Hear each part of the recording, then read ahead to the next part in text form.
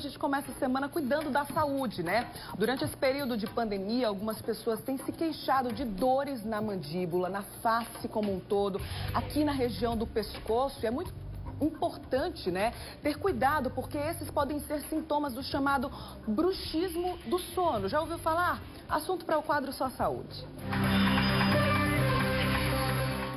Só Saúde. Oferecimento Laboratório Análises. Agora também na Rui Carneiro.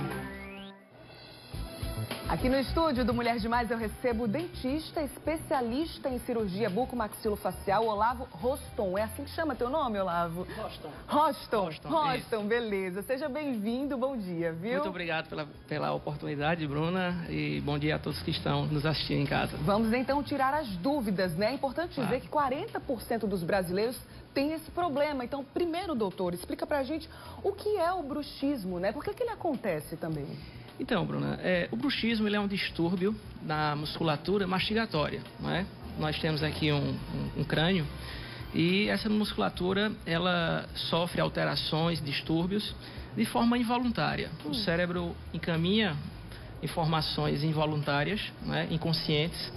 Por isso que é o período mais comum para a ocorrência do bruxismo é no período da noite, quando você está dormindo, inconsciente, mas o cérebro vai alimentando aquelas informações para a musculatura trabalhando de forma a prejudicar principalmente as articulações, os dentes e trazendo, principalmente ao acordar, dores de pescoço, dores de cabeça, repercussões no ouvido, não é? Então, é algo que realmente traz um prejuízo no decorrer da vida desse paciente que apresenta o chamado bruxismo do sono. Entendi. Para que a gente deixe até mais claro, né, para quem está acompanhando a gente, esse hábito de ranger os dentes, né, de colocar assim os dentes, friccionar os dentes de cima e de baixo, superior e inferior, e fazer esse movimento assim de ranger mesmo? De ranger os dentes, exatamente. Esse atrito, ele, não é, mais uma vez de forma inconsciente, não é? Os dentes eles têm uma capacidade limitada de força. Então, essa descarga de força na musculatura da mastigação termina ocasionando essa fricção, esse contato mais exagerado do dente, né, superior e inferior, e trazendo vários transtornos, né, principalmente para a própria estrutura dentária, né, causando desgastes e aí repercutindo uma série de outros problemas, né? Por isso que tem muita relação com ansiedade, relação com ansiedade. A gente separou aqui, né, telas com mitos e verdades, né? Até fica mais fácil da gente entender esse processo todo, né, doutor? Claro. Vamos soltar aí a primeira tela, por favor, gente. O estado emocional pode agravar o problema, doutor? Acho que você até já adiantou um pouquinho pra gente, né? Exato. A principal causa do bruxismo está, de fato, no fator emocional, na carga de estresse, né?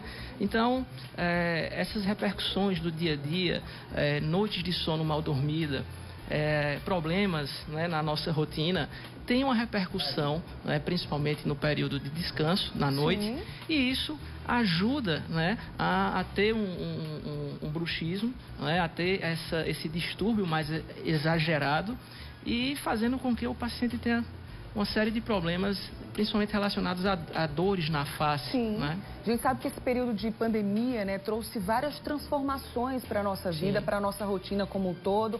Inclusive, pessoas que já eram ansiosas ficaram mais ansiosas. Quem não tinha ansiedade começou a perceber. Esse é o caso do bruxismo também, doutor? Por exemplo, quem já tinha o bruxismo antes da pandemia pode perceber que a situação ficou ainda pior ou então pode ter aparecido mesmo o surgimento do bruxismo durante esse período ou não?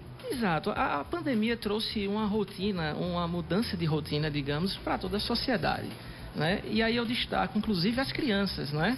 Que em casa, fora da escola, fugiu daquele dia a dia, daquela rotina de acordar, ir para a escola, enfim, se alimentar em horários errados, o medo, né, da própria doença, os problemas financeiros que atingiu, né, boa parte da população. Então, tudo isso traz uma carga de estresse exagerada. Né? E, com certeza, né, foi um relato muito comum, está sendo um relato muito comum dos pacientes, a ocorrência desse bruxismo, né?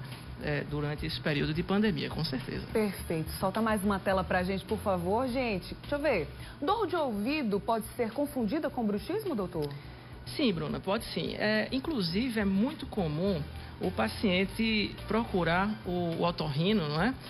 Com suspeita de ser uma dor de ouvido, né? Uma otite, por exemplo, uma inflamação nas estruturas do ouvido. O otorrino, ele examina, vê que não é e encaminha para um dentista, né?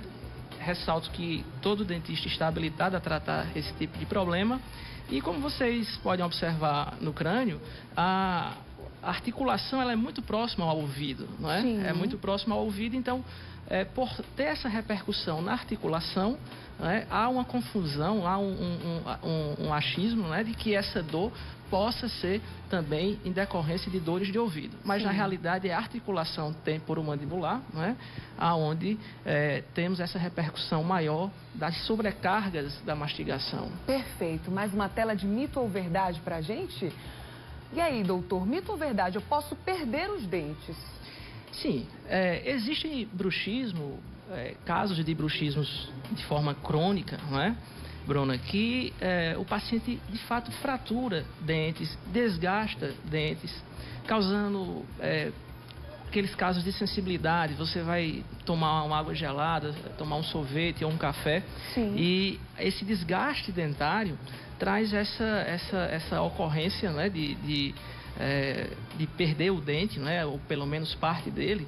E existem, inclusive, situações de pacientes que quebram até próteses. Poxa. Próteses são fraturadas. O atrito é muito forte. Exato, então. até próteses de porcelana sobre implante. Se você não tratar esse paciente, não é, ele chega a esse ponto de ter uma fratura, inclusive, das próteses. Poxa vida, mais uma tela pra gente ver? Mito ou verdade?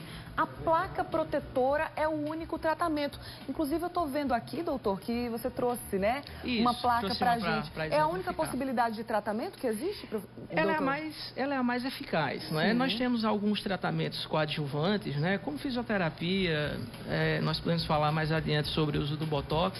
Sim. Não é? Mas a placa, ela tem uma finalidade de proteger as estruturas, ou seja, se o paciente continua fazendo esse atrito por conta do bruxismo, então certamente ele vai causar uma destruição desses dentes, e trazendo uma série de repercussões no aparelho mastigatório e, consequentemente, no dia a dia e na vida dele. É uma placa de silicone mesmo que protege os dentes para que o atrito não chegue de fato ao dente, é isso? Isso, ela seria uma placa em resina, não é? Deixa eu até pegar. Exato, ela seria uma placa em resina, uma estrutura mais rígida, o silicone ele é um pouco mais flexível, para que realmente proteja, porque o impacto e o atrito do paciente com bruxismo é algo realmente assustador. Não é? Há relatos de casais em que um dos que possui, o outro não consegue dormir. Não consegue porque, além o ranger tem o barulho, O barulho, exatamente. Então, é algo muito forte e que apenas estruturas dessas mais duras, mais em resina, não é? Sim. Resina mais resistente, é que consegue resultar numa proteção dos dentes. Perfeito. Vamos soltar mais uma tela aí, pessoal. Vamos ver? Olha só, mito ou verdade? Não tem cura, doutor? Exato. O bruxismo, ele, infelizmente, não tem cura, não é? O que nós conseguimos na atualidade é diminuir as repercussões dele, não é? Diminuir as repercussões dele. Por isso a importância de termos um tratamento dos fatores que nos causam ansiedade, não é? Então procurar muitas vezes ajuda médica para cuidados, enfim, até uso de algumas medicações para diminuir esse estresse, né? Terapias com psicólogos.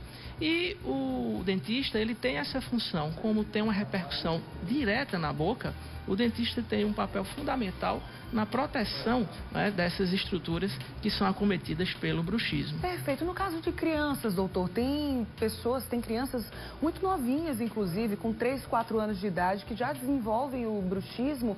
Nesses casos, um tratamento contínuo, com ajuda aí multiprofissional, né, nesse caso, ajuda de um médico, de um dentista, de um psicólogo, pode ajudar essa criança a ter mais qualidade de vida, já que não tem cura, mas que pelo menos ela tem uma qualidade de vida melhor? Exato.